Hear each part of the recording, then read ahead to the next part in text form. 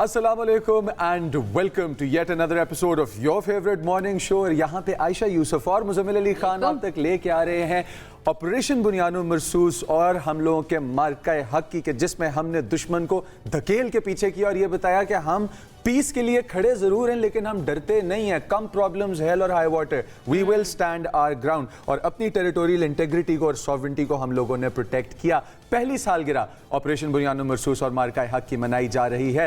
Lahore town hall में एक पुरवकार तकरीब की गई, आतिशबाजी का समा भी था और मुल्क भर में बच्चे कहीं पे झंडे उठा के घूम रहे हैं और कहीं पे पाकिस्तान आर्मी के लिए मोहब्बत का इजहार कर रहे हैं। सिर्फ लाहौर नहीं है, कराची ले लें आप, हैदराबाद ले लें आप, मुल्तान ले लीजिए आप, इस्लामाबाद ले लीजिए। मुल्क के एक कोने के अंदर जो है ना इस एक साल को मनाया जा रहा है और मनाना बनता भी है, हमारा हक है। हमने एक साल पहले ये साबित किया था कि इस खित्ते के अंदर कौन अग्रेसर है और कौन पीस का अलंबरदार, अमन का अलंबरदार है, एंड दैट इज पाकिस्तान। इस वक्त हम मनाजिर भी आपको स्क्रीन के ऊपर दिखा रहे हैं कि किस तरह से अफवाज पाकिस्तान की कामयाबियों को सराहा जा रहा है, दुश्मन के झूठे प्रोपेगेंडे को एक मरतबा फिर से कॉल आउट किया जा रहा है और हकीकत को दुनिया के सामने रखा जा रहा है, जो एक साल पहले भी हमने किया था और आज भी हम कर रहे हैं। इस सारी ट्रांसमिशन का मकसद ये है कि हम आपको याद कराएं और जो हमें सरहद पार से देख रहे हैं उनको याद कराएं कि आपने एक साल पहले किस तरह से कोशिश की थी अमन को ख़राब करने की, ये जानते हुए कि आप भी एक एटॉमिक पावर है, हम भी एक एटॉमिक पावर है। और अगर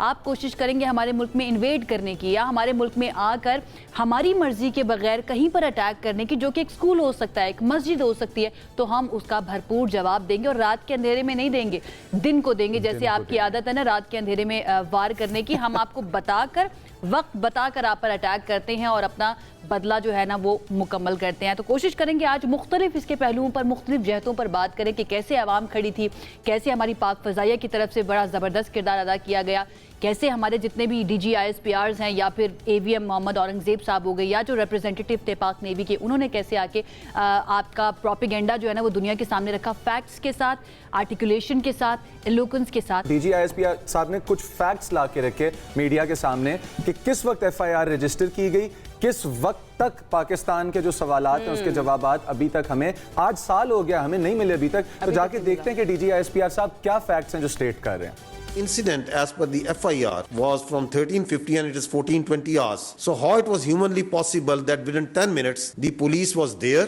evaluated the situation, went back and registered the FIR. And if we see this FIR closely, the FIR lodged after 10 minutes states that these were across the border. The handlers of this incident were across the border. So they established it in 10 minutes. While the incident was going on, before that, the intelligence or the security was so flat that the incident happened, there was no intelligence, but within 10 minutes they had such complete intelligence that they were established that it was across the border hand. अच्छा आयशा, अगर देखा जाए तो किसी comedy show से कम नहीं है कि DGISPR साहब ने कहा कि इंटेलिजेंस आपके पास इतनी तो नहीं थी कि होता हुआ अटैक आप रोक सकते, जो आपके मुताबिक प्री प्लान था, लेकिन अटैक होने के 10 मिनट में आपको ये पता था FIR के मुताबिक कि हैंडलर्स किधर बैठे हुए हैं। एग्जैक्टली। अच्छा, जिस वक्त ये सिचुएशन चल रही थी ना तो आहिस्ता आहिस्ता समझ आना शुरू हो गया था कि इंडिया के इरादे जो है ना वो बहुत नेक नहीं है, तो इसलिए हमने भी अपनी पूरी कमर कस ली थी। और हम अगर अपने मीडिया की बात करें, let us take some credit, क्योंकि हमने जितनी जिम्मेदारी से जो है ना कोशिश की कि सारे फैक्ट्स लोगों के सामने लाकर रखे, अपनी आवाम के सामने, भारत की आवाम के सामने। और सच को देखते हुए क्या किया गया इंडिया की तरफ से कि हमारे न्यूज़ चैनल्स हो गए, हमारे सोशल मीडिया चैनल्स हो गए, उनको ब्लॉक कर दिया गया।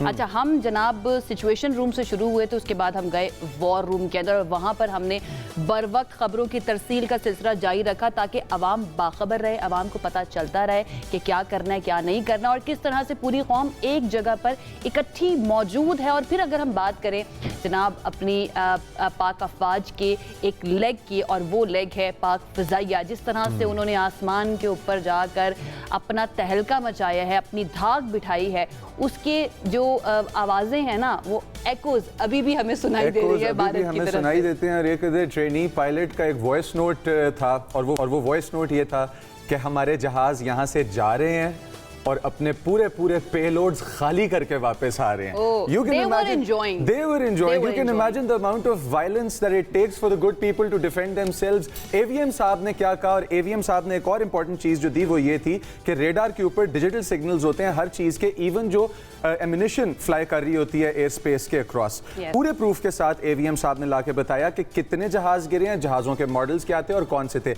आइए सुनते हैं AVM साहब क्या कह रहे हैं। That we are sure that we have shot. A MiG-29 was shot 8 miles from LOC, bearing 24320 nautical miles from Srinagar.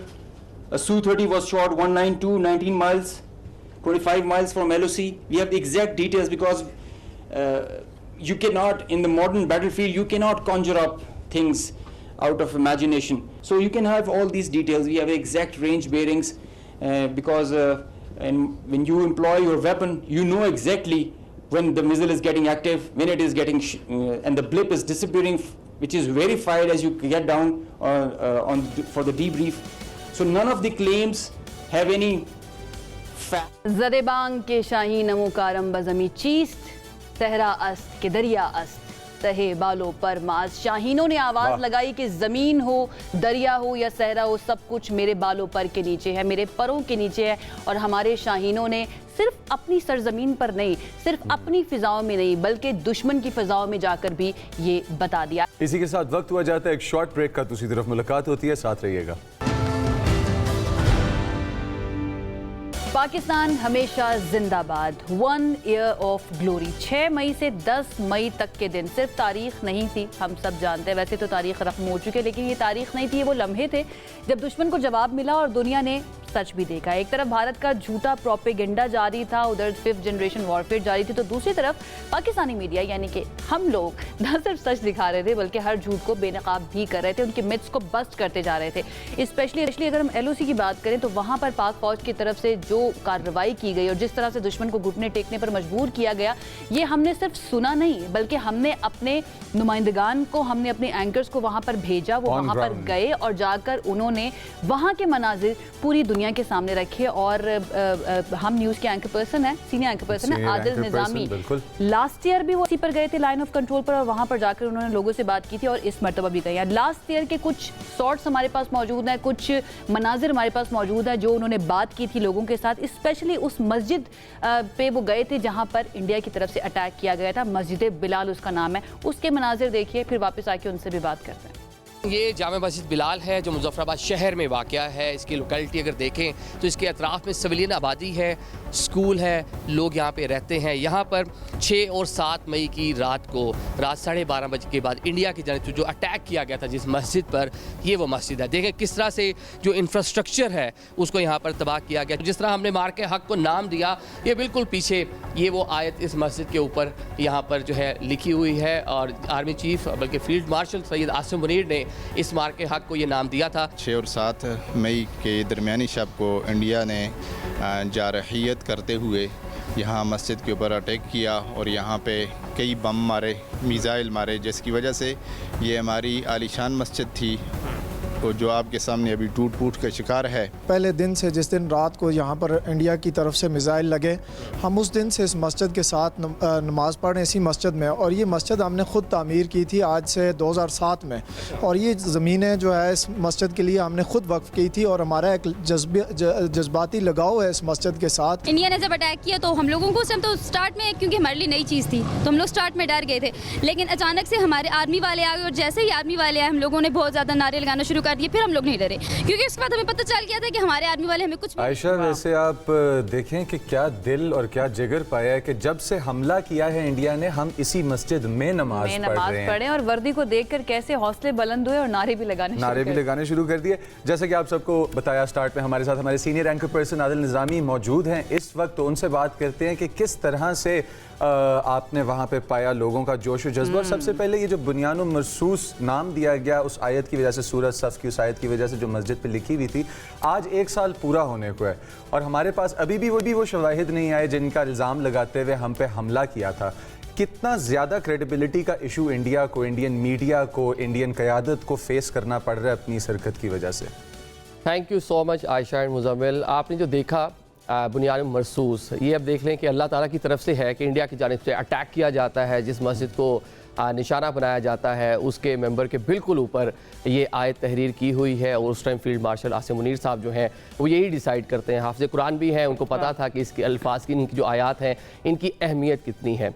अब आपने बात कर ली जज्बे की, जज्बा, हम कल भी बॉर्डर पर थे, हमने वहाँ पर पाक फौज के जवानों से बात की, हमने LOC के पाकिस्तानी साइड पे रहने वाले जो लोग हैं आज़ाद कश्मीर के, उनसे हमने बात की। जज्बे उनके अभी भी बुलंद हैं और अभी भी जनाब आप अक्सर सुनते होंगे इंडियन साइड से गीदड़ भपकियाँ लगाई जाती हैं। पहले उन्होंने कहा कि जी संदूर में पॉज आ गया है, फिर कहा जी संदूर का फेज़ 2 शुरू होना है। वो पब्लिक जो गैलरी है उसकी कंजम्पशन के लिए इस तरह के बयान दे रहे हैं, लेकिन वहाँ भी वो डाइजेस्ट नहीं हो रहे। और on the other side Pakistani कौम हो, फ़ौज पाकिस्तान हो, वो जो आपने देख लिया कि मार के हक के दौरान जिस तरह वो तैयारी थी, दुश्मन ने मकारी के साथ रात के अंधेरे में सिविलियन आबादी को निशाना बनाया और जिस तरह फ़ौज पाकिस्तान ने जवाब दिया, वो उस टाइम भी जवाब दुनिया ने देखा और अभी दोबारा भी किसी ने कोशिश की तो जवाब जो है वो शायद उससे बढ़कर होगा। पाकिस्तान ने उस टाइम पीरियड में रिस्ट्रेन का मुजाहरा किया, जो स्कोर है वो 8-0 है, वो इससे भी बढ़ सकता था। तो दुनिया इस बात को मानती है कि पाकिस्तान ने रिस्ट्रेन का मुजाहरा किया। पाकिस्तान की एयरफोर्स, इंडियन जो आर्मी है उसको मजीद डैमेजेस, मजीद नुकसान पहुंचा सकती थी, मजीद राफेल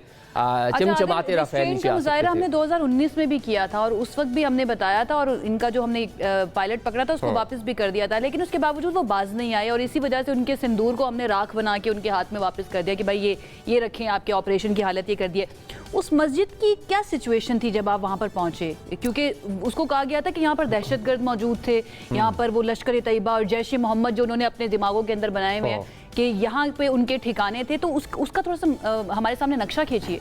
अभी आपने 2019 का हवाला दिया। 2019 जो है स्विफ्ट रिटॉर्ट हुआ था, पाकिस्तान ने अभिनंदन को कैप्चर किया, फिर बाद में दुनिया के सामने हमने किस तरह वाघा के रास्ते उसको वापस भी किया। उस टाइम एक चिड़िया मार कार्रवाई हुई थी, उस टाइम भी ये कहा यहाँ पे कैंप से दरख्त को याद है ना, हमारे दरख्त कोई ना वो चिड़िया मार कार्रवाई उसको बोलते हैं कि वहाँ कोई चिड़िया जो है वो डेफिनेटली जहाने फानी से कूच कर गई होगी, लेकिन कोई वहाँ पर कैंप मौजूद नहीं था। अभी भी वही प्ली ली गई, पहलगाम को बुनियाद बनाकर फॉल्स फ्लैग पूरा ड्रामा 15 मिनट में 10 मिनट में आप FIR कर लेते हैं। पाकिस्तान आपको ऑफर करता है कि आप जनाब किसी भी न्यूट्रल बंदे से आप इसकी इन्वेस्टिगेशन कराएं। बड़ा फेयर था, दुनिया ने उसको एडमायर किया, लेकिन आप जनाब वो अपनी कह लें कि इलेक्शन में जाना है, आपने पाकिस्तान मुखालिफ जो प्रोपेगेंडा करना ही करना है अपनी ऑडियंस के लिए, और जो हिंदुत्व जो एक माइंडसेट है उसको आपने प्रवोक करना ही करना है। तो उसको देखते हुए जनाब इन्होंने ये अटैक किया। मस्जिद बिलाल जिसकी आप बात करिए, ये बिल्कुल आयशा मुजफ्फराबाद सिटी के बिल्कुल सेंटर में वाक़या है। इसके दाएं बाएं सिविलियन आबादी है और कुछ वहाँ पर ऐसा नहीं है, लोग 5 टाइम नमाज पढ़ते हैं और इंफ्रास्ट्रक्चर जो है उसको आपने डैमेज कर दिया वहाँ पर। लेकिन जो जज्बा ईमान था वो आप गजा में देख लें मुसलमानों को कि अगर मस्जिद को शहीद किया गया है उसके ऊपर आकर वो नमाज पढ़ रहे हैं, बिल्कुल वैसे ही वहाँ पर हुआ मस्जिद बिलाल में। अटैक के चंद घंटे बाद जब अज़ान फजर हुई तो मुकामी आबादी वहाँ पर आई, वहाँ आकर बाकायदा तौर पर जो इमाम साहब थे उनकी इमामत में नमाज अदा की गई। लेकिन जो डैमेजेस थे वो दाएं बाएं जो सिविलियन आबादी थी वहाँ भी हुए, ना सिर्फ यहाँ बल्कि आपने देखा कि जो 8-9 मकामात जहाँ पर निशाना बनाया गया था, सिविलियन पॉपुलेशन वहाँ पर थी। मुरीद के में एक सियासी जमात के दफ्तर को निशाना बना दिया गया, मुजफ्फराबाद में ये है, और दीगर जगहों पर आपने साउथ पंजाब में देख लिया, रहीम यार खान के पास जो है वहाँ पर भी एक मस्जिद को निशाना बनाया गया। तो सिविलियन आबादी को निशाना बनाया गया। दुनिया में कहीं ऐसा नहीं होता। आदिल, इट्स सो फनी कि आपके पास ये वाली इंटेलिजेंस तो सारी मौजूद थी जो दुनिया ने देख ही ली, उसका वो जो है ना खुल गया सामने आकर, देख लिया दुनिया ने, पोल खुल गया उसका। Thank you so much for the word. लेकिन आपको पहलगाम अटैक की पहले से इंटेलिजेंस जो है ना वो नहीं पहुंची थी। अच्छा मुझे ये बताइए, ये जो आपने 5 मई को इस अटैक से पहले बेला नूर शाह में आपको वज़ीर इत्तलात अता तारड़ लेकर गए थे, वो एक बच्चों का स्कूल था, उसके बारे में भी ये प्रोपेगेंडा किया जा रहा था कि यहाँ पर शायद कोई दहशत गर्दों के ठिकाने हैं, वो क्या कहानी है? देखिए यही इनकी इंटेल है, मतलब ये पहलगाम को बुनियाद बनाकर पहले इन्होंने 28 तारीख को अटैक करने का प्लान किया, लेकिन जब उन्होंने देखा कि फ़ौज पाकिस्तान चाको चौबंद है, करारा जवाब मिलेगा, हिम्मत नहीं हुई। फिर 2 और 3 मई को भी यही कोशिश की और 2 और 3 मई को जो इन्होंने जगह आइडेंटिफाई की थी उसमें बेला नूर शाह, ये बिल्कुल मुजफ्फराबाद शहर के ऊपर एक पहाड़ी है, आप ये कह लें कि सादा अल्फाज में दामने को, जिस तरह इस्लामाबाद में एक हाइटेड जगह है जहाँ से पूरा मुजफ्फराबाद शहर नज़र आता है, वहाँ पर एक स्कूल वाक़ है, इकरा स्कूल उसका नाम था। हम वहाँ पर गए, तातार साहब हमें वहाँ पर लेके गए, तो हमने बच्चों से बात की, दुनिया को दिखाया कि ये टेररिस्ट कैंप है, ये वो टेररिस्ट है जो बानिए पाकिस्तान के जो अफकार हैं उसके मुताबिक तालीम हासिल कर रहे हैं, इसको बुनियाद बनाकर इंडिया जो है प्रोपोगेंडा कर रहा है, अटैक करना चाहता है।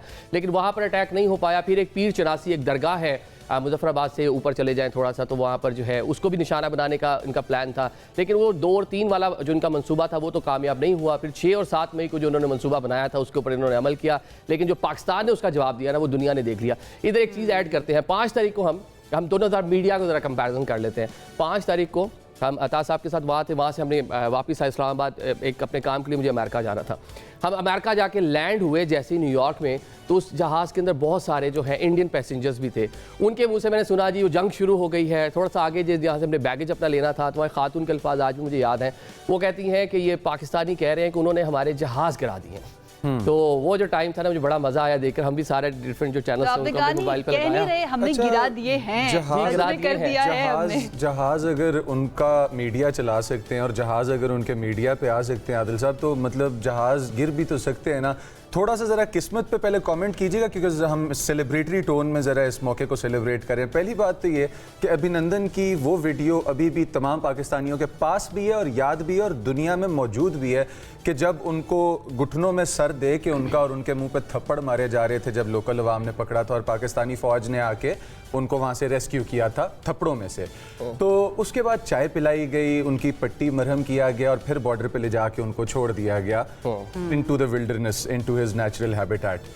तो पहले तो इनकी किस्मत पे थोड़ा सा कमेंट कर लें कि अरबों डॉलर के जहाज़ में आके जो कि ये थप्पड़ खाने की रस्म इन्होंने कायम की है, ये आप किस तरह देखते हैं। और दूसरी चीज़ जो मैं सवाल आपसे पूछना चाहूँगा वो ये है कि currently Pakistani diplomacy globally known है। अभी हम लोगों ने जंग रुकवाई, अभी हम लोगों ने 3.5 बिलियन लोगों की जिंदगियां बचाई न्यूक्लियर फॉलआउट से, हम लोगों ने इस दुनिया को सेव किया, एक पूरी सिविलाइजेशन को सेव किया। इस सब चीज़ के अंदर हमारे मीडिया ने एक सेकंड के लिए भी किसी मोमेंट को सेंसेशनलाइज नहीं किया। तो पाकिस्तानी जर्नलिस्टिक कम्युनिटी के लिए आपका क्या व्यू है, पैगाम है और ओपिनियन है? और पहले ज़रा उनकी किस्मत पे कमेंट कर दीजिए। पहले मैं जर्नलिस्टिक जो आप देख रहे हैं ना मीडिया, क्योंकि बड़ा प्रोपेगेंडा किया गया है इंडियन साइड से। इसी बात को जो भी मैं पहले कर रहा था आपके क्वेश्चन से पहले कि उन्होंने कहा जी जहाज़ गिरा दिए हैं। देखिए जंग के दौरान ये ऐसा नहीं है, आयशा बहुत अच्छी जर्नलिस्ट हैं, आप बहुत अच्छे जर्नलिस्ट हैं, आपके वेल कनेक्टेड हैं।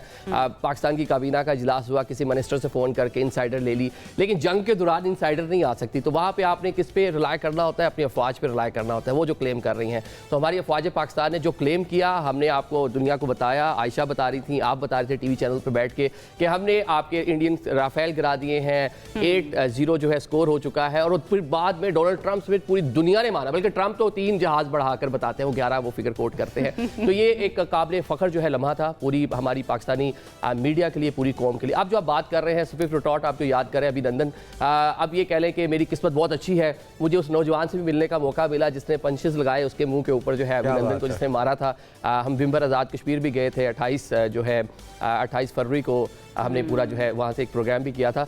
तो वहाँ पर लोग बड़ा जज्बा उनका बड़ा बुलंद था। तो हमने जनाब उस टाइम भी जवाब दिया। फिर उस टाइम अगर आपको याद हो कि नरेंद्र मोदी ने कहा था अगर राफेल होते तो नताइज कुछ और होते, आपको जुमला याद होगा। फिर राफेल भी आए और नताइज भी वही थे। फिर हमारे एवीएम साहब जो है मोहम्मद औरंगजेब साहब, उन्होंने बता भी दिया कि राफेल बहुत अच्छा एक राफेल बहुत अच्छी मशीन है, no doubt. If employed well, ये वाली बात करके ना एक अजीब सी मुस्कुराहट बड़े मजे की उनके चेहरे पर थी।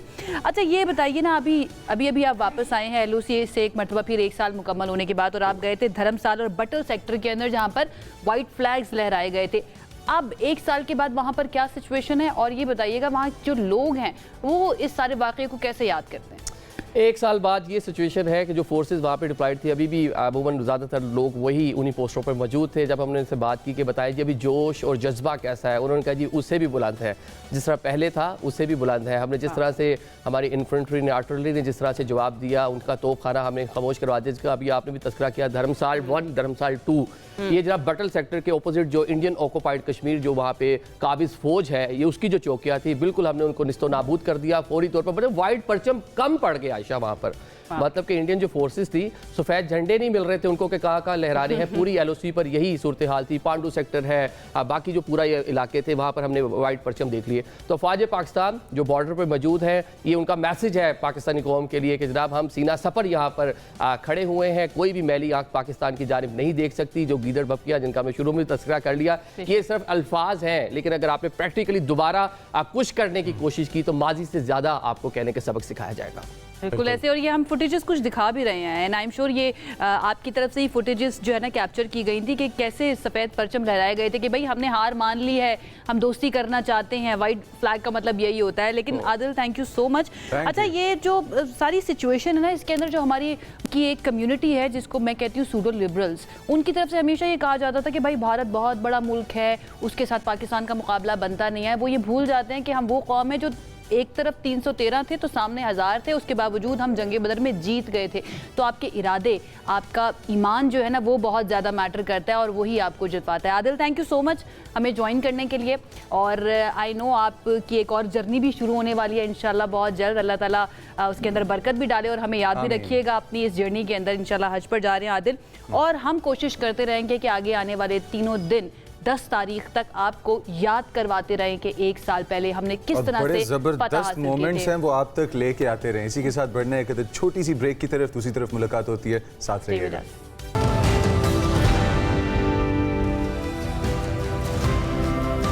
Welcome back viewers, and coming back from that break, आप लोगों के लिए एक अदद न्यूज़ जिसको आप ब्रेकिंग भी कंसिडर कर सकते हैं, बिकॉज वी ऑल नो कि जब हमारे पास इंटरनेशनल ग्रेजुएट्स होते हैं पाकिस्तान के अंदर और हमारे पास बच्चे नया करियर फॉलो करना चाह रहे होते हैं, या पेरेंट्स अपने यंग बच्चों को बाहर लेके जाना चाह रहे होते हैं, या मजदूरी के लिए और कमाने के लिए और जॉब मार्केट का पार्ट बनने के लिए, वाइडर ग्लोबल जॉब मार्केट का पार्ट बनने के लिए पाकिस्तानी रुख करते हैं यूनाइटेड स्टेट्स ऑफ अमेरिका का, तो हर पाकिस्तानी जो बैरून मुल्क जाने लगता है और ये ख्वाब देखता है, इसके जहन में एक सवाल सबसे पहले पैदा होता है और वो इंटरव्यू और वीज़ा रिलेटेड है, और क्या मैं कामयाब हो जाऊंगा इस कोशिश में, ये सवाल आता है।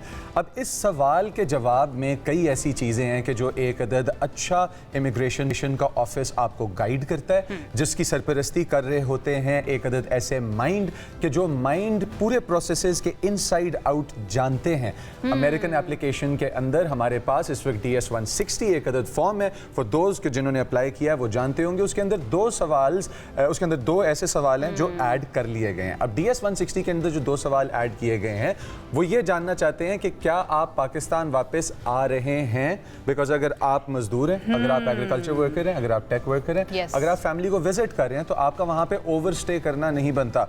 और फिर उसके बाद क्या आपको बदसलूकी का कोई यहाँ पे खदशा है पाकिस्तान के अंदर, टू नो कि क्या आप वापस आएंगे या नहीं। अच्छा, इन शॉर्ट हम ये कह सकते हैं कि स्क्रूटनी जो है वो बहुत ज़्यादा बढ़ा दी गई है। हिजरत जब भी करने का हम ख्वाब देखते हैं, हम चाहते हैं कि अपने फ्यूचर को सिक्योर करने के लिए हम हिजरत करें, और हिजरत के बारे में जब हम सोचते हैं तो पहली कंट्री जो हमारे जहन में आती है वो होती है अमेरिका, क्योंकि अमेरिकन ड्रीम जो है ना वो बहुत ही ज़्यादा ग्लैमराइज भी हो चुके हैं और हम सब जानते हैं कि वहाँ पर जाकर ज़िंदगी बन भी सकती है और बिगड़ भी सकती है। अब मसला ये है कि हम अक्सर वीज़ा अप्लाई करते हुए या फिर इंटरव्यू के दौरान कुछ ऐसी गलतियाँ कर देते हैं जिसकी वजह से हो जाता है हमारा वीज़ा रिजेक्ट, और मोस्ट ऑफ द टाइम हमें पता भी नहीं चलता कि हमारा वीज़ा रिजेक्ट क्यों हुआ है। अब इसकी रीजंस क्या हैं, कौन कौन सी ऐसी जेनेरिक या कॉमन गलतियां हैं जो हम कर सकते हैं, और कौन सी नई पॉलिसीज़ हैं जिनका इत्तलाक हो चुका है अमेरिका के अंदर, ये सब कुछ जानने के लिए आज हमारे साथ एक बहुत ही पर्टिनेंट शख्सियत मौजूद हैं जो कि अमेरिका में मौजूद होते हैं, इमिग्रेशन लॉ अटर्नी है, बहुत सारी फैमिलीज़ जो हैं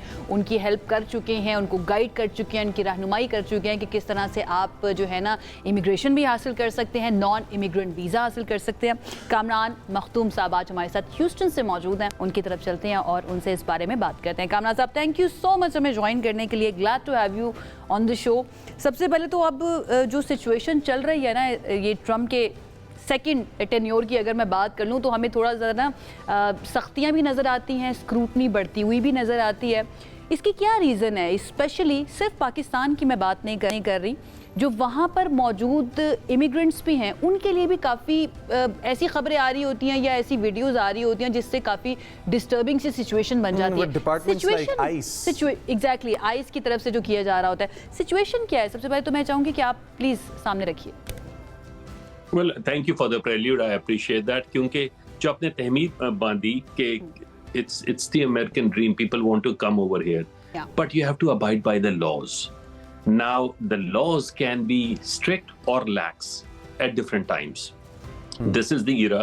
ये जो current government कर रही है, they're extremely strict. What they're doing is they're enforcing the laws to the maximum. ये laws पहले भी थी, अब भी हैं. फर्क ये था, पहले काफी हद तक लॉज को थोड़ा सा लूजली एक्सप्लोर करते थे. अब they are saying it, we are going to have a full impact on it. For example, even those people who are within the US, they fear that if they have something in the past it will come over here. आपने भी शुरू में बात की on the DS 160, and that is the gateway to the US non immigrant और the immigrant part. Right. So US में आने के 2 रास्ते होते हैं. One is a non-immigrant, temporary, and the other is the permanent. Or non-immigrant is the common factor which people use, which is the visit visa, student visa, investor, any of those. DS-160 is the first form which we fill it up, and that has to be very potent. It has to encompass everything that you have done in the past. हमारे यहाँ एक गलती ये होती है कि हम कह देते हैं कि जी वो खातून है तो हस्बैंड फिल कर देता और वो कहता है हाउसवाइफ लिख दो. That lady must have done some work in her past. Teaching की होगी, कोई और काम किया होगा, आपने भी और कोई और काम किया. You don't mention those. The risk factor on that is later on when it comes up. आपकी वो past history देखते हैं और कहते हैं आपने पहले ये क्यों नहीं लिखा था. And they love to find contradictions. That's what the government wants to do. और अब भी the reason अभी जो उन्होंने social media की बात की है, आपके पब्लिक अकाउंट्स करने की है कि it shouldn't be private, because what they want to know is what do you do when you are not coming to the US, how do you depict yourself. आपने फर्स्ट अमेंडमेंट की बात की, yes, people are within their rights to speak.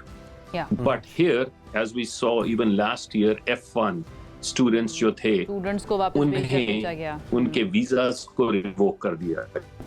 और वो revoke इसलिए मैं थोड़ा सा ना डाइव करना चाहता हूं जो इमिग्रेशन एंड कस्टम्स. जी, मैं थोड़ा सा मखदूम साहब डाइव करना चाहता हूं जो I-20 को इशू करता है और वो रिवोक कर देता है. ऑलराइट सर, मैं थोड़ा सा डाइव करना चाहता हूं जो यूएस नेशनल्स हैं अब living abroad, US nationals living abroad, young parents now जिन्होंने अभी जाके अपना फर्स्ट चाइल्ड डिक्लेयर नहीं किया, उन्होंने जाके अभी कोई डॉक्यूमेंटेशन फाइल नहीं की कॉन्सुलेट के साथ.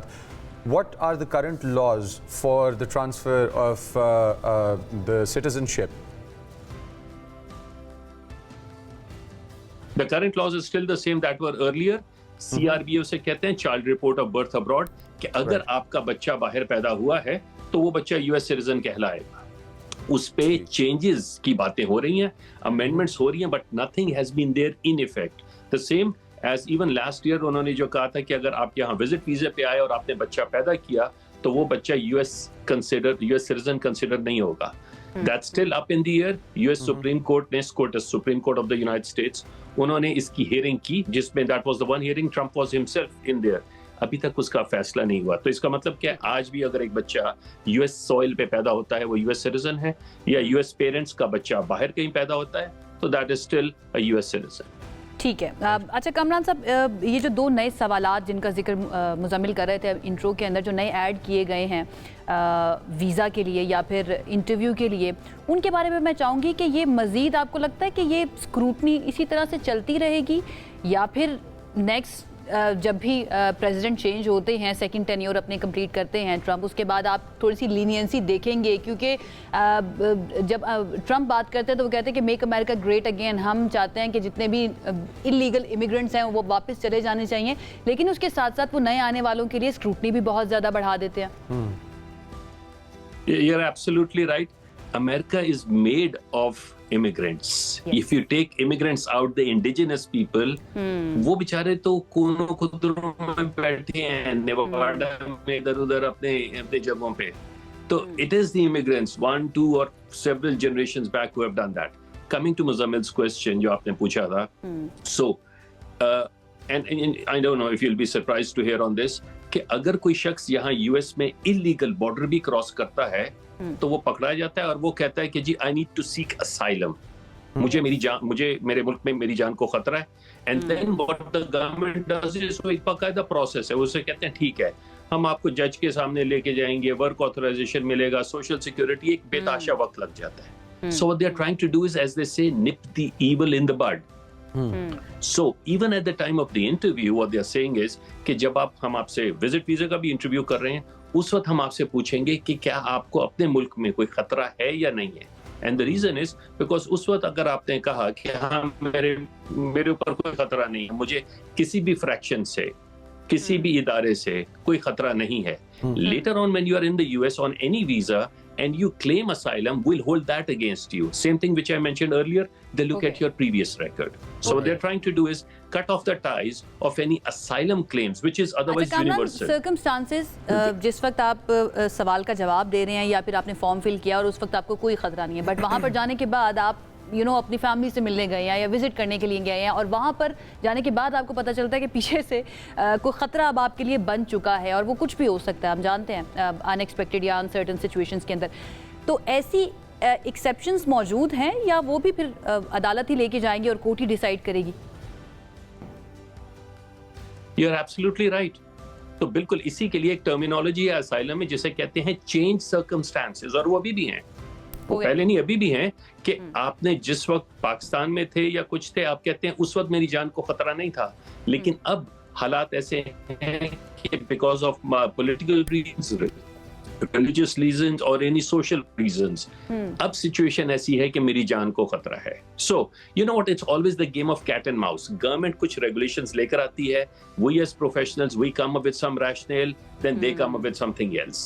So, our goal as attorneys is to try to find the loopholes within the system, legal ones, to help people.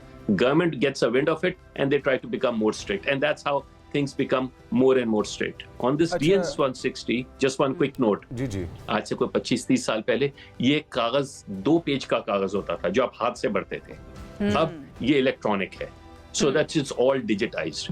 तो वो एक शख्स जो पाकिस्तान में बैठा हुआ आज एक फॉर्म भरता है और उसके बाद में 15-20 साल बाद कैनेडियन बन जाता है या ऑस्ट्रेलियन बन जाता है, उसका डेटा उस वक्त भी वही रहता है. It doesn't change simply because he has changed his nationality. ठीक है, जिस वक्त आप फॉर्म फिल कर रहे हैं या फिर आपकी इंटेंशंस, आपके इरादे हैं कि आप अमेरिका जाना चाहते हैं, तो उस दौरान आपको फिर आपका डिमीनर कैसा होना चाहिए, स्पेशली सोशल मीडिया के ऊपर, ये गाइड कर दीजिए, क्योंकि ये जो नए लॉज आए हैं और ट्रम्प एडमिनिस्ट्रेशन हम जानते हैं कि बहुत ही ज़्यादा स्ट्रिक्ट हो चुकी है. Right, so see, you have to keep a moderate profile, not be too antagonistic, saying that you don't agree with those things that are going on. Obviously, as a human being, you voice your concerns, right, on what is going on. But if you are too open about and critical about the policies, then what they do is, and one thing they normally do to everyone is 221G administrative processing. Her case को background checks में डालते हैं. Okay. If you're too critical, then they'll put your case on too many background checks. और वो यहाँ भी कर रहे हैं. Just last week, वो लोग जिन्होंने यूएस के अंदर अपने ग्रीन कार्ड, सिटीजनशिप एप्लीकेशंस भी फाइल की हैं, उन सबको वो एडिशनल एफबीआई चेक्स के लिए भेज रहे हैं. So a person who wants to come to the US, उनके लिए ज्यादा फायदा यही है कि they are very open about what they are doing, and the goal is based on what the application is. कि अगर उन्होंने विजिट वीजा एप्लीकेशन फाइल की है तो उसमें वो ये कह रहे हैं कि मैं यहाँ आऊंगा, अपना वो मकसद करूंगा और वापस चला जाऊंगा. The differences our body language doesn't show. मेरा पॉइंट या मेरा कंसर्न ये है कि अगर आप अमेरिका जाना चाहते हैं ना, तो आपको कहीं ना कहीं सैक्रिफाइस करना पड़ेगा अपने व्यूज को लेकर, स्पेशली उसको थोड़ा कर्टेल करना पड़ेगा. लेकिन thank you so much, you been great help, specially जितने भी लोग देख रहे हैं. Anything you want to add in the end? Well, हिजरत में हमेशा कुछ ना कुछ मुश्किलात होती हैं, और हिजरत जो है it's always voluntary. Nobody is imposing कि आप उठें ये काम करें. So because you do it on your own, be ready to do some sacrifices. You hit the nail on the head. All right. Yeah, that's great. Thank you so much. इसी के साथ वक्त हो जाता है एक शॉर्ट ब्रेक का. Stay with us.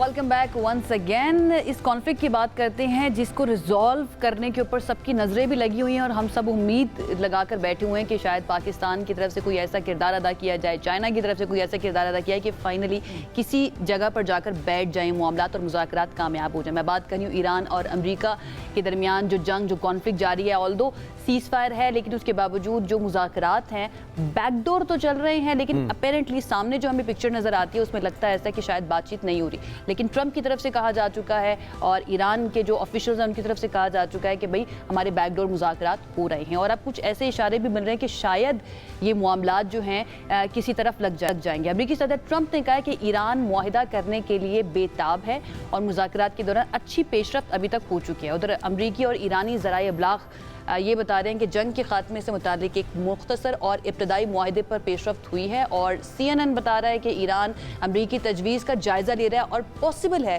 कि आज इस सिलसिले में कोई बात की जाएगी या कोई जवाब दिया जा सकता है. बात भी की जाएगी और जवाब भी दिया जाएगा. और जो ये पूरा मुआहिदा है ये अब एक पेज का रह गया है. The news is also out on that as well कि ये कंसोलिडेट होकर तकरीबन एक पेज तक आ गया.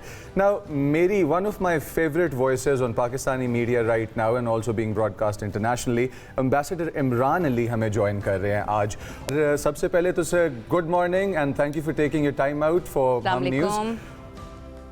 Good morning. आप दोनों बहुत कमाल का शो करते हैं, सुबह के वक्त खुशी की लहरें कौम में दौड़ाते हैं, बहुत बड़ी बात। कोशिश करते हैं इमरान साहब। Thank you so much for the kind word. सबसे पहले यही कि अब ऐसा लग रहा है कि हम थोड़ी अच्छी उम्मीद रख लें क्योंकि ये नतीजा जो है ना वो कहीं पर पहुंच जाएगा, मुज़ाकरात कहीं ना कहीं पहुंच जाएंगे। What do you think, what are your thoughts on this right now? देखिए, एक तो पॉसिबिलिटी है कि आज जुमेरात का दिन है और आज का दिन ये मुकर्रर किया गया है जवाब देने का। ईरान ने बहुत इसमें क्लाइम डाउन्स किए हैं, जो ओरिजिनल ड्राफ्ट था उसके अंदर बहुत रीजनेबल एटीट्यूड दिखाया। ये अलग बात है कि वो एक एक डॉट को देखते हैं और लंबी निगोशिएशंस करते हैं। ये ईरानियन स्टाइल है। उसके मुकाबले में अमेरिकन स्टाइल डिफरेंट है। वो अपने कार्ड्स टेबल पे रख देते हैं और उसके बाद बातें करते रहते हैं, जिस तरह आपने भी बताया। लेकिन कल अमेरिका ने भी बहुत बड़ा कंसेशन किया जब उसने एक दिन पहले ऑपरेशन फ्रीडम लॉन्च किया और एक दिन बाद ही पाकिस्तान के कहने पे और कुछ और ममालिक के कहने पे वो उन्होंने ख़त्म कर दिया, जिसके बाद प्राइम मिनिस्टर शहबाज शरीफ ने उनका शुक्रिया अदा किया। देखिए, बहुत बड़ी बात है कि एक सुपर पावर गलत फैसला भी कर ले पॉम्प एंड स्प्लेंडर के साथ और कहे कि अब मैं ये करूँगा और फिर पाकिस्तान के कहने पे वो रुक जाए। तो जिन लोगों का ख्याल है कि पाकिस्तान का अमेरिका पे के साथ ताल्लुकात ऐसे हैं कि वो कोई बात नहीं कर सकता, पाकिस्तान अमन की खातिर बिल्कुल बात कर सकता है, because we are on the right side of history this time. Alright, ambassador साहब, अभी हमारे प्राइम मिनिस्टर साहब का बयान आया और उन्होंने ये बात कही कि ईरान और अमेरिका की क़यादत का, लीडरशिप का मैं शुक्रिया अदा करता हूँ कि उन दोनों ने पाकिस्तान के इन एफर्ट्स के इनविटेशन को एक्सेप्ट किया, आए और एक टेबल पे बैठे। अब हमें ये न्यूज़ मिल रही है कि जो पूरा पॉइंट्स का टेबल है वो कंसाइज हो के, कंसोलिडेट हो के एक पेज तक पहुँच गया है। How big of a news is this? This is pretty big in the sense के सडनली फायर जो अमेरिका की तरफ से वर्बल फायर हो रहा था और इतनी बड़ी डिप्लॉयमेंट है। मैं आपको बताऊं, इस डिप्लॉयमेंट को वापस ले जाना भी एक बड़ा कॉस्टली अफेयर है। एंड अमेरिका में लोग पूछ सकते हैं कि आपने इतनी बड़ी डिप्लॉयमेंट की तो आपने कुछ नहीं, तो इसलिए सिग्निफिकेंट है कि अभी एक ब्रॉड फ्रेमवर्क है, इसमें 5-6 उसूल लिखे हुए हैं कि ये उसूल हैं जिनके तहत हम अपना पीस कंक्लूड करेंगे। इसका पहला पॉइंट ये है कि total cease fire in all sectors 30 दिन के लिए और बियॉन्ड। दूसरा, इंटेंशन फॉर पीस है।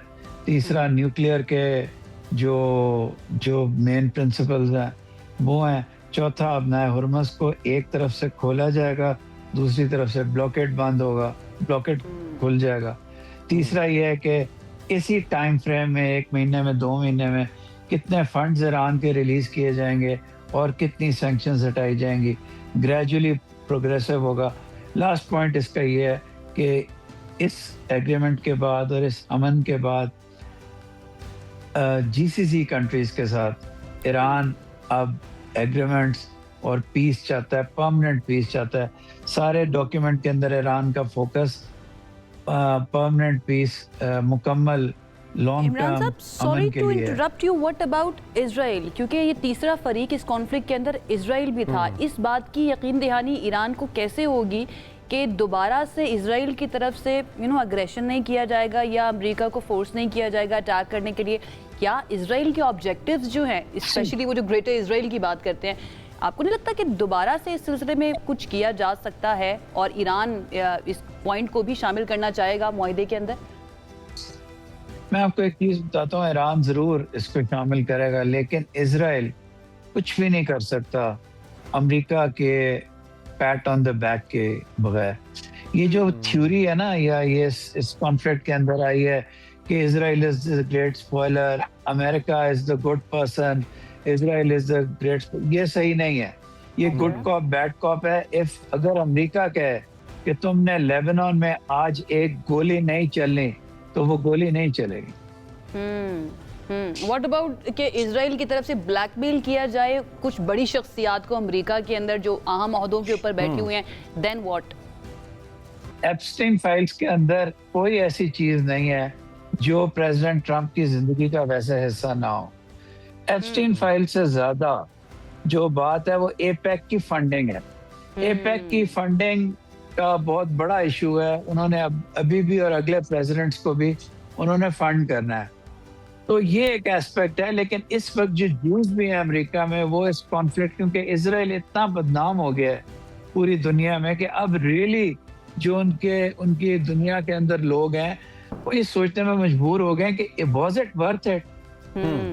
एंटीसेमिटिज्म दुनिया में राइज कर गई है। इजराइल को सब पीस के खिलाफ एक आंसर समझते हैं गाजा की वजह से। तो ये सारा कुछ इजराइल का जरूर उसमें जिक्र होगा, लेकिन इजराइल को अमेरिका कंट्रोल कर सकता है, इसमें कोई दो राय नहीं। अच्छा एम्बेसडर साहब, अब ये जो शराइत हैं जो हमारे सामने आई हैं, इनकी सक्सेस के अंदर कौन सी ऐसी शराइत हैं कि जो यूएसए आसानी से मान लेगा ईरान की, और कौन सी ऐसी शराइत हैं कि जिनके ऊपर फिर दोबारा स्टॉल हो सकती है डिस्कशन? सारी शराइत मानी जाएंगी जी, सवाए इसके एक ये चीज अमेरिका कहेगा कि जो तुमने हुर्मुज के ऊपर अथॉरिटी बनाई है हम नहीं मानते, हमें फ्री वाटरवेज चाहिए। इस पे कोई दरमियानी रास्ता चीन की मदद से कोई अभी गए हैं, उन्होंने बात की है, तो वो निकालना पड़ेगा। दूसरा ये कि वो जो यूरेनियम एनरिच्ड है वो ईरान नहीं देना चाहता। यूएस चाहता है कि वो या तो इररिलेवेंट हो जाए या किसी को दे दें। मेरे ख्याल है इस पे भी इन्होंने, जिस तरह भी हमारी दूसरी एंकर बता रही थी, बैकडोर से, आई थिंक बैक चैनल से, they have come to an agreement. Again back channel सारे वही हैं जो पाकिस्तान के थ्रू ही जाते हैं। अभी तक कोई और बायलैटरल बैक चैनल है नहीं जो पब्लिक में है। यानी कि प्रेसिडेंट जो चाइना के साथ डिस्कशंस करनी है एम्बेसडर साहब के मुताबिक, वो इस चीज से रिलेटेड है कि स्ट्रेट ऑफ हॉर्मुज जो है वो फ्री वाटर है। अच्छा, आप क्योंकि ओमान में भी रह चुके हैं, ओमान के एम्बेसडर रह चुके हैं, तो आपकी मौजूदगी का फ़ायदा उठाते हुए एक सवाल मैं करना चाहूँगी। ईरान ये कहता है स्ट्रेट ऑफ हॉर्मुज के बारे में कि सिर्फ ईरान और ओमान का कब्ज़ा जो है या फिर अथॉरिटी वहाँ पर तस्वुर की जाएगी। ईरान ने तो अपने इरादे जाहिर कर दिए, ओमान के अंदर इस तरह का कोई सेंटिमेंट पाया जाता है या ओमान एग्री करता है ईरान की इस बात से? ओमान यहाँ तक एग्री करता है कि दोनों लिटरल स्टेट्स हैं। आयशा, लिटरल स्टेट्स का मतलब है जो सराउंड करती हैं, और जो नैरोएस्ट पार्ट है उस पर दोनों की सॉवरेंटी है। यहाँ तक तो एग्री करता है, लेकिन टोल लगाने का और फंड्स लेने का मेरा ख्याल है ईरान में एपेटाइट नहीं है। कोशिश की है ईरान ने, लेकिन ओमान नॉन कंट्रोवर्शियल रहना चाहता है, दुनिया की फ्रीवेज की बात करना चाहता है, तो इसलिए ओमान यहाँ तक मान जाएगा, और यही वर्डिंग प्रॉब्लम डालेगी जब फाइनल ये लोग आपस में बैठेंगे। One last question sir, and that is कि हमें इस कॉन्फ्लिक्ट के अंदर फाइनेंशियल लॉस बहुत नजर आया दुनिया में बिजनेस का। जो इसके रेपरेशंस की जो बात कर रहा है ईरान और अपने फंड्स रिलीज करवाने की जो बात कर रहा है ईरान, पॉसिबल है कि वो पूरे फंड्स रिलीज कर दिए जाएंगे और किसी तरह से जो भरपाई है वो करेगा यूनाइटेड स्टेट्स ऑफ अमेरिका, या अगली बोन ऑफ कंटेंशन जो है वो ये पैसे का मसला बन सकता है? नहीं, रेपरेशंस कोई नहीं देगा ईरान को, no chance at all. Iran को अगर उसके फ्रोजन एसेट्स मिल जाएं और बाकी चीज़ें मिल जाएं तो वही उनके लिए डेवलपमेंट के लिए बहुत अमाउंट है। रेपरेशंस कोई मुल्क नहीं मानता, उसके लिए आपको डिफीट या बाकी चीज़ें, it's a long international law question. ये ऐसी बातें कंफ्यूज करने के लिए। इमरान साहब, बहुत अच्छा लगा आपसे बात करके। आप पहली दफ़ा आए हैं, but I hope this is not the last time. हम आपको दोबारा से मदऊ करेंगे और स्टूडियो में भी होस्ट करना चाहेंगे आपको। Thank you so much. Thank you so much. एक ब्रेक की तरफ हम जाते हैं, ब्रेक से वापस आएंगे तो कुछ मजीद बात करेंगे। Stay with us. This segment is brought to you by AKD Securities Limited. जी, ब्रेक के बाद आपको खुशामदीद कहते हैं और मनी मैटर्स है। मनी मैटर्स में हम बात करेंगे इकोनॉमी की, स्टॉक मार्केट की, और इसके साथ साथ नए ट्रेंड्स क्या देखे जा रहे हैं। पाकिस्तान स्टॉक एक्सचेंज में लगता है ऐसा है कि सरमायाकार इन्वेस्टर्स का एतमाद बढ़ता जा रहा है। सिर्फ अप्रैल के महीने की मुजम्मिल अगर बात करें तो काफ़ी ज़्यादा नए अकाउंट्स खोले गए हैं। जो मैं ये जानना चाहूँगी हमारे एक्सपर्ट से कि एक रूटीन मैटर है या फिर ये वन ऑफ इवेंट हम कह सकते हैं। वन ऑफ इवेंट भी हो सकता है। हमारे पास जेन जी और यंग जो हमारे इन्वेस्टर्स हैं उनका काफ़ी रुझान देखा गया है इसके अंदर। हमारे पास ये रिकॉर्ड जो है ये बहुत एक ग्रीन सिग्नल है कि मार्केट के अंदर ट्रस्ट बढ़ता जा रहा है आवाम का टाइम के साथ साथ। इसीलिए मैं ये समझना चाहूँगी, हमारे साथ वैसे मौजूद भी हैं एक्सपर्ट, इससे पहले कि मैं उन पर जाऊँ ये भी बता देते हैं कि इस वक्त इंटरनेशनल मार्केट के अंदर जो ऑयल प्राइसेस है ना वो 7% तक नीचे आ चुकी है। अब इसके असरात हमें मार्केट में कैसे ट्रांसलेट होते हुए नजर आएंगे ये समझने की कोशिश करेंगे। एंड स्टॉक मार्केट के अंदर आज कौन से बेहतर स्टॉक्स हैं इन्वेस्ट करने के लिए ये भी जानेंगे। हमारे साथ मौजूद हैं executive vice president equities and business development Shoaib Memon साहब ने हमें ज्वाइन किया, उनको वेलकम करते हैं। अस्सलाम वालेकुम शुएब साहब, कैसे आप? ठीक ठाक? वालेकुम अस्सलाम जी, अल्लाह का शुक्र है, अल्हम्दुलिल्लाह अल्हम्दुलिल्लाह। अच्छा शुएब साहब, ये 24,000 से जायद नए अकाउंट्स अप्रैल के महीने में खुलना, जिनमें से ज़्यादा तादाद जेनजी की है, थोड़ा सा ज़रा समझाइए हम जैसे लोगों के लिए ये एक रूटीन मैटर है कि इस तरह की जब अनसर्टन सिचुएशन होती है तो ज़्यादा अकाउंट्स खोले जाते हैं या फिर ज़्यादा लोग इस ट्रेंड में आते हैं? जी देखें, ये एक कंटिन्यूड एफर्ट है हमारे ब्रोकर्स की, और साथ में ये है कि मार्केट, क्योंकि 2.5-3 साल से मार्केट जो है रैली कर रही है, तो लोगों को समझ में आ रहा है कि यहाँ नंबर 1 ऐसे बन सकते हैं। लेकिन उसके साथ साथ जो हम मैसेज देते रहे हैं वो यही है कि आप अपनी इन्वेस्टमेंट्स को डाइवर्सिफाइड रखें। आप गोल्ड में भी जाएं, आप प्रॉपर्टीज में भी देखें, आप जो है फिक्स्ड इनकम सुकूक्स आए हैं उसमें भी देखें, लेकिन साथ साथ इक्विटीज को भी देखें। पाकिस्तान की जो पेनिट्रेशन रेट है, which is number of registered investors as a percentage of population, total population, is about 0.02%, 0.2%. So I think that is on the much lower side. दुनिया में ये नंबर काफ़ी बड़ा होता है। इवन आपके बांग्लादेश और इंडिया में, बांग्लादेश में 1% के करीब है, और इंडिया में I have to recheck, but I think it's around 4 to 5%. और दूसरे मुल्कों में, डेवलप्ड कंट्रीज में, इससे भी ज़्यादा है। तो हमें जो है इस जो स्टॉक मार्केट है उसको हमने एज ए स्पेकुलेशन या स्पेकुलेटिव प्लेस नहीं प्रोजेक्ट करना है, हमने इन्वेस्टमेंट्स के तौर पे कंसीडर करवाना है लोगों को कि आप ये रिटर्न इनहेंसेस है और आप जो है इक्विटीज में इन्वेस्ट करें। अल्हम्दुलिल्लाह ये एफर्ट काफ़ी कामयाब जा रही है और हमारे पास अब नंबर ऑफ यूजर्स बढ़ रहे हैं। तो ये बहुत अच्छी बात है। इसके अंदर कुछ क्रेडिट जो है ना हम इस सेगमेंट को भी देते हैं, मनी मैटर्स को, जो हम रोजाना आकर बता रहे होते हैं और आप जैसे एक्सपर्ट्स हमारे साथ मौजूद होते हैं। अच्छा शुएब साहब, आप हमेशा डाइवर्सिफिकेशन ऑफ इन्वेस्टमेंट की बात कर रहे होते हैं, तो इस वक्त एक और इन्वेस्टमेंट अपॉर्चुनिटी हमारे लोगों को नजर आई है, and that is Irani currency के अंदर भी बड़े लोग इन्वेस्ट कर रहे हैं। इस इन्वेस्टमेंट को आप कैसे देखते हैं? जो ईरान में मनी चेंजर्स हैं, एक्चुअली वो रियल रेट है, और यहाँ पे स्पेकुलेशन बहुत चली थी। एक्चुअली जो रेट उसका है वो आपके 1600 रुपीस के आपको कोई 1 करोड़ रियाल जो है वो मिल जाएंगे।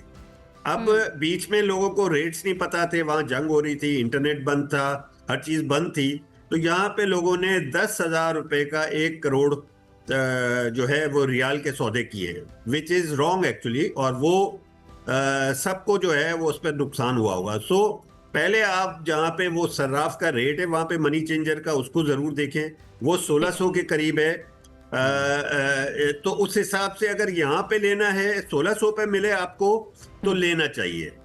हाउएवर उसके अंदर इश्यूज होते हैं बहुत सारे, क्योंकि ईरानी करेंसी जो है वो ऑफिशियल सिस्टम कोई नहीं है, वो स्मगल होके आती है, लेकिन अगर वो आ जाए तो आप काम कर सकते हैं उसमें। 1600 रुपये, 1650, 1700 रुपए इसके ऊपर मिल जाए तो ठीक है, लेकिन ज्यादा पे ना लें, क्योंकि इसका कोई किसी को ऑफिशियल रेट पता नहीं होता। ऑफिशियल मींस प्रीवेलेंट रेट जो है वो लोगों को पता नहीं होता, और लोगों ने गलतियां की हैं और इसमें काफी ऊपर रेट पे सौदे किए, यानी एनीथिंग अबव दैट प्राइस आप स्कैम हो रहे हैं। अच्छा, हमारे पास ये जो नए अकाउंट्स खुले हैं और जो नए यूज़र्स आए हैं हमारे पास अपना पाकिस्तान स्टॉक एक्सचेंज के अंदर, हमारी मार्केट में जो इजाफा हुआ है, इस इजाफे के अंदर सबसे ज़्यादा इंटरेस्ट इन नए अकाउंट्स ने किस पार्ट ऑफ द मार्केट में लिया?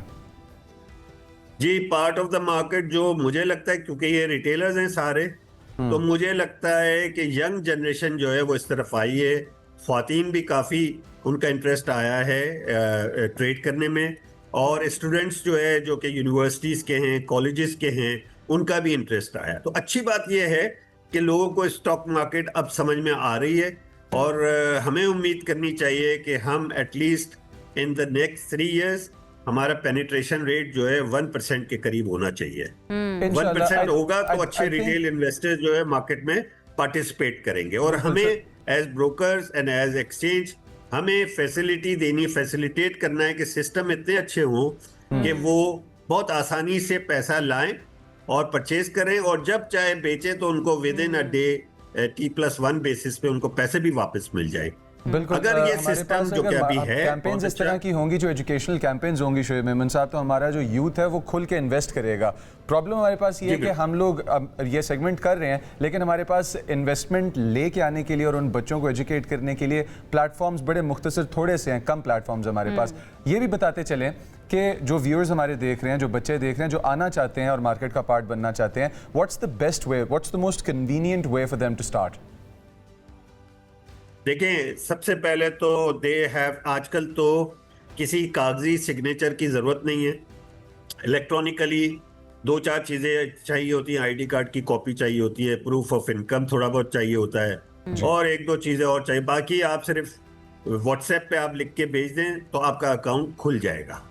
एंड आई थिंक इससे आसान चीज़ कोई नहीं होती, नंबर 1। नंबर 2, आप जो है डाइवर्सिफाइड रखें, चाहे 3 से 5 स्टॉक्स खरीदें, चाहे छोटा पैसा हो, लेकिन 3 से 5 स्टॉक्स खरीदें। उसमें जो अच्छे डिविडेंड वाले स्टॉक्स हैं, जिनमें फौजी फर्टिलाइजर है, इंडस मोटर है, एंग्रो फर्टिलाइजर है, उसके अलावा काफ़ी स्टॉक्स हैं जिसके अंदर पाकिस्तान ऑयल फील्ड है, जिनमें 10% के अराउंड डिविडेंड है, तो उस सूरत में वो इन्वेस्ट कर सकते हैं ताकि उन्हें डिविडेंड भी मिलता रहे और वो इन्वेस्टेड रहें। कल को अगर अपसाइड आती है, that is going to be very good, और वो लॉन्ग टर्म इन्वेस्टर बने। आज वो बच्चे हैं, कॉलेज में पढ़ते हैं, यूनिवर्सिटी में पढ़ते हैं, आज से इन्वेस्ट करना शुरू करें और देखेंगे कि नेक्स्ट 30 इयर्स में उनकी इन्वेस्टमेंट्स अच्छा, मल्टीप्लाई हो और जाएंगी इन्वेस्टमेंट इंशाल्लाह। आप देखिए अपॉर्चुनिटी मार्केट के अंदर और इंटरनेशनली भी अब सामने आई है, और गवर्नमेंट ऑफ पाकिस्तान भी बहुत इंटरेस्ट ले रही है, दैट इज डिजिटल एसेट्स के ऊपर बहुत ज़्यादा इन्वेस्ट किया जा रहा है। यू बीइंग एन इन्वेस्टर जो डाइवर्सिफिकेशन पर बिलीव करते हैं, आपको लगता है कि ये जो इनटेंजिबल एसेट्स हैं, हालांकि स्टॉक मार्केट के अंदर भी you don't have something tangible, लेकिन डिजिटल एसेट्स के अंदर, कॉइन्स के अंदर इन्वेस्ट करना आपके मुताबिक कैसा है? जी देखें, एक्चुअली तो वो दे डोंट एग्जिस्ट, ये क्रिएट किए जाते हैं, और उसमें ये है कि हमेशा आप जो है कम परसेंटेज के साथ आप उसमें काम कर सकते हैं, क्योंकि दुनिया में ये करेंसीज या डिजिटल एसेट्स कामयाब है। हाउएवर कुछ लोग बहुत कॉशियस रहते हैं और वो फिर उनमें काम नहीं करते।